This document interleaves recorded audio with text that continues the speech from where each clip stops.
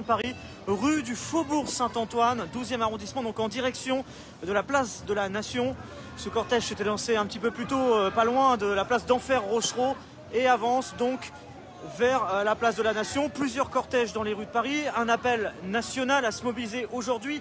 Donc je vous disais, quelques jours après le vote en première lecture du pass vaccinal, d'ailleurs pour vous donner un peu de contexte, parce que on se demande toujours comment ça se passe pour un projet de loi entre le moment où il est annoncé par le gouvernement et promulgué dans le journal officiel, donc appliqué dans la vie réelle.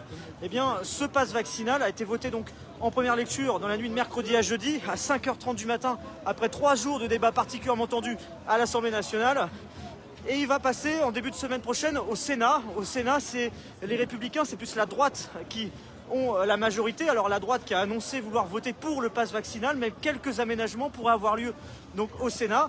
Ensuite, ce texte fera des allers-retours donc entre l'Assemblée nationale et le Sénat pour être adopté définitivement, probablement par l'Assemblée nationale, là où il y a la majorité présidentielle, c'est-à-dire que le mouvement En Marche est majoritaire à l'Assemblée nationale, ce qui lui permet d'être assez optimiste sur le fait que le pass vaccinal passe et donc soit appliqué aux alentours de la mi-janvier. Alors peut-être pas le 15 janvier parce qu'il a eu un peu de retard, mais ça devrait donc être mis en place à partir de la mi-janvier. On vous racontera tout, on vous expliquera tout sur Brut de l'évolution des choses sur l'ensemble de nos plateformes, Facebook, Twitter, Instagram, TikTok, Snapchat.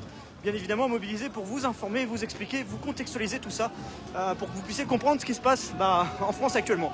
Et c'est ce qu'on fait actuellement sur ce live. Merci à tous d'être là, je suis très heureux de vous retrouver en direct sur Brut. C'est vrai que ça fait de Paris, rue du Faubourg Saint-Antoine, 12e arrondissement, donc en direction de la place de la Nation.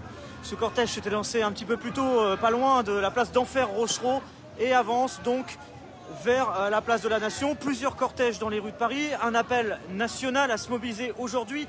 Donc je vous disais, quelques jours après le vote en première lecture du pass vaccinal, d'ailleurs pour vous donner un peu de contexte, parce que on se demande toujours comment ça se passe pour un projet de loi entre le moment où il est annoncé par le gouvernement et promulgué dans le journal officiel, donc appliqué dans la vie réelle. Eh bien, ce pass vaccinal a été voté donc en première lecture dans la nuit de mercredi à jeudi, à 5h30 du matin, après 3 jours de débats particulièrement tendus à l'Assemblée nationale. Et il va passer en début de semaine prochaine au Sénat. Au Sénat, c'est les Républicains, c'est plus la droite qui ont la majorité. Alors la droite qui a annoncé vouloir voter pour le pass vaccinal, mais quelques aménagements pourraient avoir lieu donc au Sénat.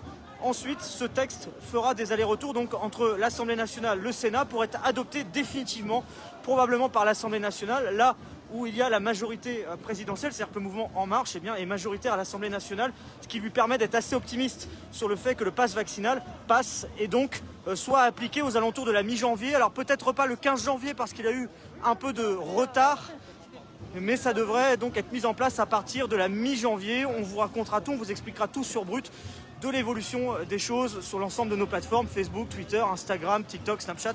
Bien évidemment mobilisés pour vous informer, vous expliquer, vous contextualiser tout ça pour que vous puissiez comprendre ce qui se passe en France actuellement. Et c'est ce qu'on fait actuellement sur ce live. Merci à tous d'être là, je suis très heureux de vous retrouver en direct sur Brut. C'est vrai que ça fait